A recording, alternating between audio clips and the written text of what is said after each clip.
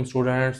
तो स्टूडेंट्स, आज का जो हमारा लेक्चर है चैप्टर नंबर 2 बायोलॉजिकल मॉलिक्यूल्स। तो लास्ट लेक्चर्स में एक मॉलिक्यूल जो हम स्टार्ट किया था कार्बोहाइड्रेट्स, तो उसके बाद जो सेकंड मॉलिक्यूल्स आता है हमारे पास वो आएगा लिपिड्स। लिपिड्स क्या होते हैं? लिपिड्स बज़ाहिर बने होते हैं फैटी एसिड्स के। फैटी एसिड्स क्या होते हैं?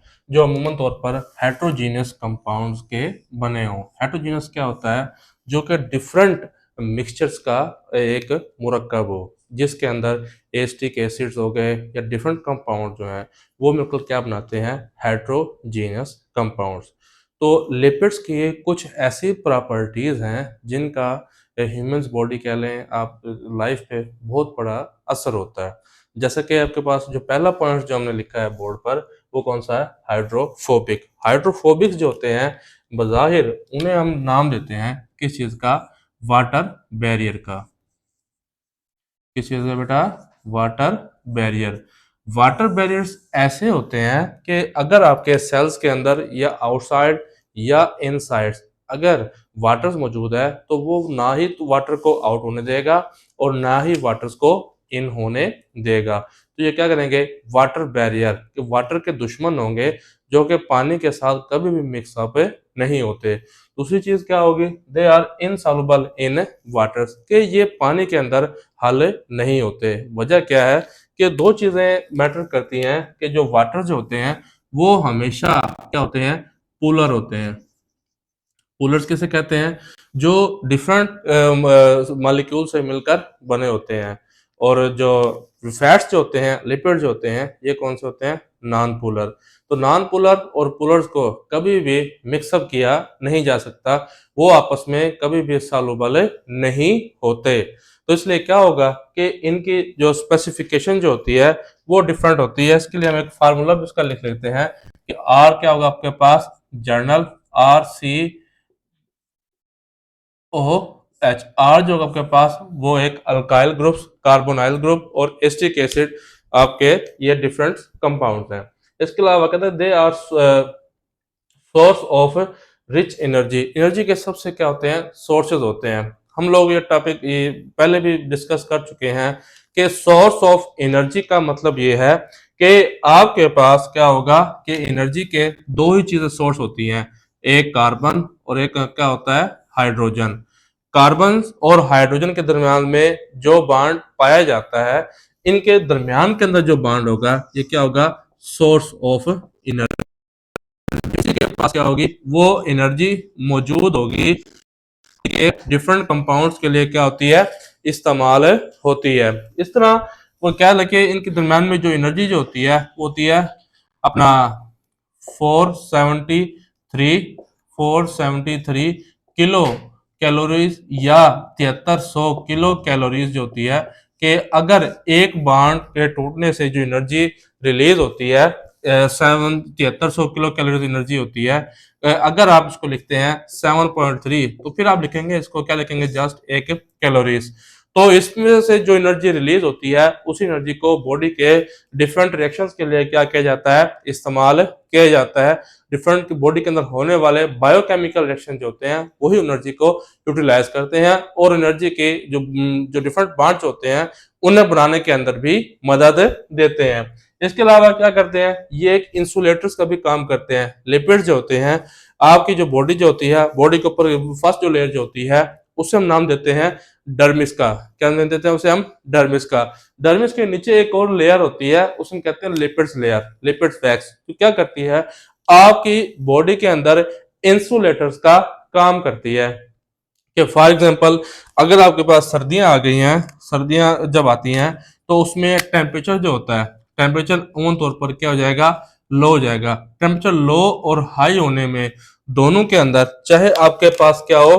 कोल्ड वेदर हो या आपके पास क्या हो? हॉट वेदर हो, इन दोनों माहौल के अंदर जो बॉडी के अंदर जो लिपिड जो लेयर जो होती है वो सबसे अहम किरदार अदा करती है। इसके अलावा कहते हैं कि एक क्यूटिकल है। क्यूटिकल जो लेयर जो होती है वो अमूमन तौर पर किसमें पाई जाती है? प्लांट्स सेल्स के अंदर पाई जाती है। किनके अंदर बेटा? प्लांट्स के अंदर।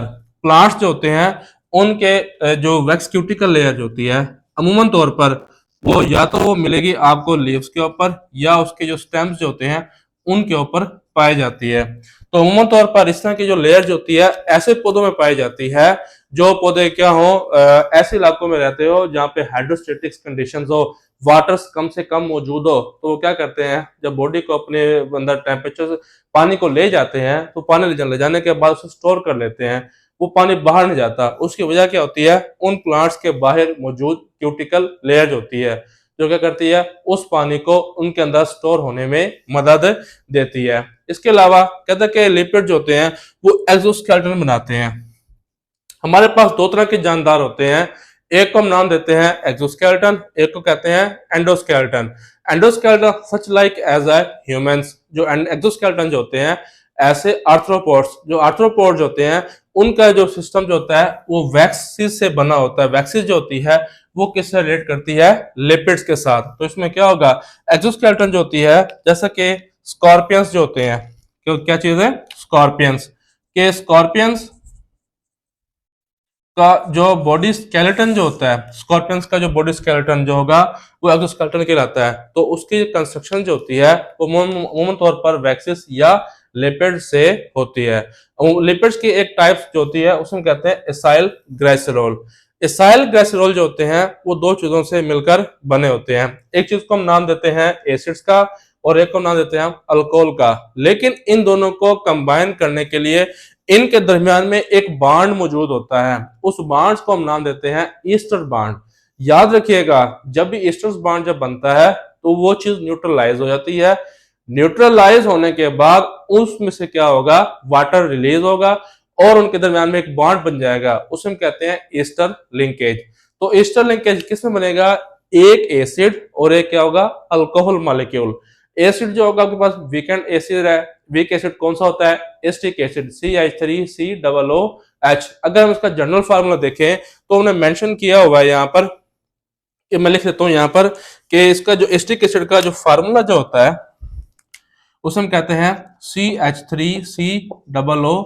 आर जो होता है यहाँ पर क्या हो जाता है, ये जनरल कहलाता है। इसके अलावा कहता है कि एसाइल ग्लाइसरॉल की कुछ प्रॉपर्टीज हैं जो कि यहाँ पर लिखी भी हुई हैं। कि पहली चीज कि फास्फोलिपिड्स जो होते हैं अमूमन तौर पर मेम्ब्रेन्स की कंस्ट्रक्शंस करते हैं, मेम्ब्रेन्स बनाते हैं। देखा होगा हमने, जो कि जो जो लेयर जो होती है मेम्ब्रेन लेयर, मेम्ब्रेन्स के अंदर सबसे ज्यादा जो क्वांटिटी पाई जाती है वो लिपिड्स की, फिर उसके बाद कम से कम क्वांटिटी किसकी पाई जाती है, प्रोटीन की, और उससे भी कम जो प्रॉपर्टीज क्वांटिटी पाई जाती है वो किसकी होगी, कार्बोहाइड्रेट्स की। तो ये वो चीजें हैं जो कि वो कंस्ट्रक्शन बनाने में हेल्प करते हैं। इसके अलावा कहता है कि सेल ग्लाइसरॉल जो होता है वो स्फाइनोलिपिड के अंदर भी पाया जाता है। स्फाइनोलिपिड जो होते हैं वो कौन से होते हैं, जो कि ब्रेन सेल्स की कंस्ट्रक्शन करते हैं, क्योंकि ब्रेन सेल्स के अंदर भी पानी पाया जाता है। और उस जो पानी जो होता है उसे उन सेल्स के अंदर रखने के लिए जो सेल्स होते हैं वो कौन से होते हैं, स्फेनोलिपिड्स होते हैं। इसके अलावा हम देखते हैं कुछ वैक्सीज जो होती हैं वो इंडस्ट्रीज के अंदर डिफरेंट पर्पसेस के लिए इस्तेमाल करते हैं। अमूमन तौर पर इंडस्ट्रीज में जो वैक्सीज जो होते हैं वो लाइक एज अ मोमबत्ती, मोमबत्ती जो होती है आपने देखा होगा, उसे भी हम इंडस्ट्रीज के अंदर क्या करते हैं, इस्तेमाल करते हैं। इसके अलावा टर्पिनॉइड्स, टर्पिनॉइड्स होता है वो अमूमन तौर पर कौन सी इंडस्ट्री में इस्तेमाल होता है, पेंट इंडस्ट्री के अंदर। पेंट इंडस्ट्री के अंदर हम देखा होगा कि कुछ पेंट्स ऐसे होते हैं जो ऑयली होते हैं, जिनके ऊपर वाटर बैरियर होते हैं। हमने देखा होगा, आपने देखा होगा कि जब किसी भी हम दीवार के ऊपर पानी मारते हैं या कुछ चीज मारते हैं तो वो पानी उस पेंट के साथ हल नहीं होता, बल्कि उनके अंदर एक चिकनाहट सी मौजूद होती है उन पेंट्स के अंदर, वो क्या करते हैं, वो उनके साथ हल नहीं होते। तो उन पेंट्स के अंदर सबसे ज्यादा जो चीज पाई जाती है वो कौन सी होती है, टर्पिनाइड्स होती है। तो स्टूडेंट्स अब जो देखें कि एक ईस्टर बॉन्ड जो होता है वो हमेशा एक अल्कोहल और एक एसिड के दरमियान में बनता है। अगर हम इसकी एक एग्जांपल लें तो आपके पास ये चीज क्या चीज मौजूद है, एस्टिक एसिड है। एस्टिक एसिड के बाद यहाँ पर जो अल्कोहल जो होता है, अल्कोहल का जो जनरल फार्मूला जो है ये मैंने लिखा है एक चेन शेप के अंदर बना। तो जनरल फार्मूला जो होगा वो आपको पता है, उसे हम कहते हैं C2H5OH। ये है एक जनरल फार्मूला। अगर हम इसकी कंस्ट्रक्शन देखें तो C2 कितने हैं, एक और एक दो, C2। H5 कितने हैं, तीन, दो, पांच और एक 6, कितने हैं 5 और एक 6, और ऑक्सीजन जो है यहाँ पर कितने हैं 1, तो यहाँ पर कितने हैं 1। तो एसिटिक एसिड का जो फार्मूला है वो यहाँ पर लिखा गया है। जब ये आपस में कंबाइन करते हैं तो इसमें होता क्या है कि इसके पास से जो ओ एच जो होता है वो कंप्लीटली रिमूव हो जाता है। रिमूव होने के बाद वो चला जाता है किसके अंदर रिलीज होता है, किस शेप्स के अंदर, यहाँ पर वाटर शेप के अंदर वो यहाँ से क्या हो जाएगा रिलीज। और ओ जो है, ओ के आखिर शेल के अंदर इलेक्ट्रॉन पाए जाते हैं 6। अब उसने क्या करना होता है, अपनी वैलेंसीज को मेंटेन करना है। जब अपनी वैलेंसीज को उसने मेंटेन करना होगा तो एक बॉन्ड ऑक्सीजन इसके पास क्या है मौजूद है, दूसरा बॉन्ड जो होगा वो इसके साथ क्या कर लेगा अटैच। जब वो इसके दरमियान में अटैच करेगा तो ये दो चीजों को आपस में क्या कर देगा कंबाइन कर देगा। जब इनके दरमियान में एक इस तरह का जो बॉन्ड बनेगा, इस तरह का जो बॉन्ड, तो इस बॉन्ड को हम कह देते हैं ईस्टर्स बॉन्ड या ईस्टर्स लिंकेज। तो इसका जो जनरल फार्मूला जो ईस्टर बॉन्ड का जो है उसमें दो अल्काइल ग्रुप्स होते हैं। एक आपके पास शो करता है किस चीज को, एसिड को शो करता है, और एक आपके पास शो करता है किस चीज को, अल्कोहल को शो करता है। ठीक है। इसके अलावा क्या था कि एक सल्फग्लिसरॉल एक टाइप दूसरी चीज होती है ट्राइग्लिसराइड। ट्राइग्लिसराइड जो होते हैं ऐसी चीजें कि जिसके अंदर जो एसिटिक एसिड्स के तीन मॉलिक्यूल्स क्या हो एट ए टाइम अटैच्ड हो। तो इसमें लिखा हुआ है मैंने, आर जो होता है वो शो करता है CH3 को, CH3 CH3 CH3। तो इसी तरह C double bond OH, C double bond OH, C double bond OH। तो इसी तरह अगर हम इनके साथ एक और बॉन्ड लगा दें HOHH, क्या आएगा CH2 प्लस क्या आएगा CH3। इसके अलावा HO फिर क्या आएगा CH2 CH3, फिर क्या आएगा HO CH2 CH3। तो ये क्या आएगा, इनके दरमियान में एक फार्मूला आ गया है। तो इस फार्मूले के अंदर क्या होगा, कुछ अब चीजें यहाँ पर चेंजेस होंगी उनके दरमियान में। तो उसमें क्या होगा कि सबसे पहले इनके दरमियान में जो वाटर जो होगा वो रिमूव हो जाएगा।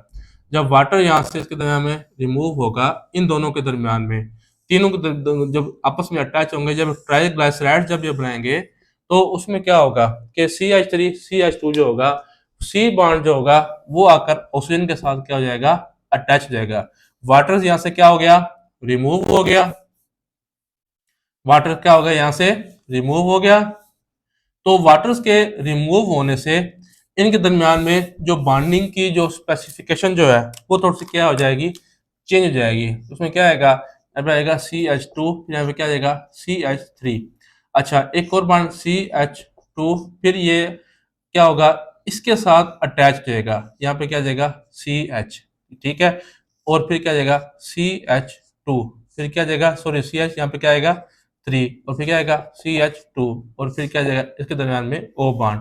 तो इस तरह क्या होगा, इनकी जो अटैचमेंट जो है इनके दरमियान में तीन बॉन्ड बन जाएंगे, तीन ईस्टर बॉन्ड बनेंगे, एक ester bond and second ester bond and third esters bond. तो इस तरह का जो कंपाउंड जो होता है उसे हम कह देते हैं ट्राइग्लिसराइड्स या अपना ट्राई एसाइल ग्लाइसरोस 3 फैटी एसिड्स। इसके अलावा कहता है कुछ कार्बन की कैपेसिटीज ऐसी होती है, कुछ चीजें ऐसी होती हैं जो कि मेल्टिंग पॉइंट जो होता है उनका नेगेटिव के अंदर होता है। अगर कार्बन की क्वांटिटी आपके पास कम है तो उसका जो मेल्टिंग पॉइंट जो होगा वो आपके पास कितना हो जाता है, वो 4 है। अगर उसका कार्बन के चार मॉलिक्यूल्स हैं तो उसका जो मेल्टिंग पॉइंट्स है अगर हम किसी चीज के साथ हल करके उसे नहीं करते तो वो माइनस के अंदर भी चीज क्या हो जाती है मेल्ट हो जाती है। इसके अलावा अगर आपके पास नंबर ऑफ कार्बन कितने हैं 16 है, तो उसका जो मेल्टिंग पॉइंट जो होगा वो ऑटोमेटिकली हाइड्रोजन बॉन्डिंग की वजह से क्या हो जाएगा बढ़ जाएगा। तो अगर हम फैटी एसिड्स की अगर हम ऐसे बात करते हैं तो उसमें दो चीजें आती हैं, एक को हम कहते हैं सैचुरेटेड, एक को हम कहते हैं अनसैचुरेटेड। ये एक जनरल सा कॉन्सेप्ट है कि सैचुरेटेड जो होता है उसे हम हमेशा शो करते हैं एक बॉन्डिंग से। जैसे कि जो अल्केन्स होते हैं आपके पास जितने भी जो अल्केन्स हैं उसके एग्जांपल आपने यहाँ पे लिखी हुई है कि जो सैचुरेटेड जो फैटी एसिड जो होते हैं उन्हें हम कहते हैं पाल्मेटिक एसिड्स। ठीक है। जो अनसैचुरेटेड जो होते हैं उसे हम कहते हैं ओलिक एसिड्स। जो सैचुरेटेड जो होते हैं वो क्या होंगे, वो consisting they are consisting of the single bonds. उनके जो मॉलिक्यूल जो होते हैं उसमें क्या होता है हमेशा जस्ट एक सिंगल बॉन्ड्स पाया जाता है। इसके अलावा कहता है कि जो अनसैचुरेटेड जो होते हैं उसके अंदर क्या होगा, डबल बॉन्ड पाया जाता है। जो सिंगल बॉन्ड वाले जो होते हैं उसे आप नाम देते हैं अमूमन तौर पर किस चीज का, अल्केन्स का। किसे नाम देते हैं आप, अल्केन्स। आप 10th क्लास में पढ़कर आ चुके हैं। जो अनसैचुरेटेड जो होते हैं, जो डबल बॉन्डिंग जो होती है, वो दो चीजों में पाई जाती है। कौन कौन सी, एक इनके दरमियान में कौन सी चीज होती है, एक को हम कहते हैं अल्कीन और एक को हम कहते हैं क्या, अल्काइन। तो इसमें तीन चीजें हैं। एक जो एन वाले जो होते हैं, जो एन वाले, ये है एन वाले, एन में हमेशा सिंगल बॉन्ड पाया जाता है। और जो इन और आयन वाले जो होते हैं इनके दरमियान में हमेशा क्या होता है, डबल बॉन्ड पाया जाता है। अगर हम इनकी स्पेसिफिकेशन चेक करें कि ये किस तरह के आपको नजर आते हैं, तो उसमें हम कहते हैं कि they are the room temperature पे क्या होंगे, ये सॉलिड्स होंगे। क्या होंगे, सॉलिड्स। अच्छा, उसके अलावा कहता है कि अगर हम इनको जो अनसैचुरेटेड जो होते हैं वो क्या होंगे, हमेशा वो लिक्विड शेप शो करेंगे।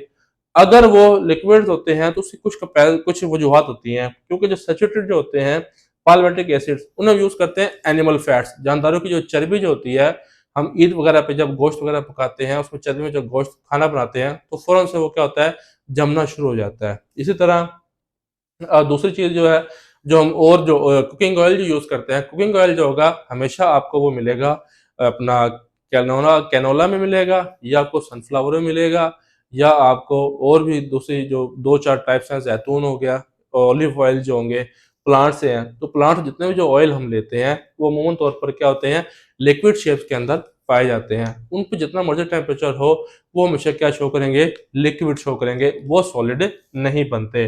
एनिमल फैट जो होते हैं उन्हें हम फैट्स में कन्वर्ट करने के लिए एक मेथड जो होता है उसमें क्या करते हैं, हम हाइड्रोजन को ऐड करते हैं। हाइड्रोजन प्लस जो फैट्स जो होते हैं जब उसको हम करते हैं तो क्या बन जाता है, घी बनता है। उस घी के अंदर हम एक अमूमन तौर पर एक कैटलिस्ट इस्तेमाल करते हैं, उसे हम कहते हैं निकल। निकल जो होता है एक कैटलिस्ट है।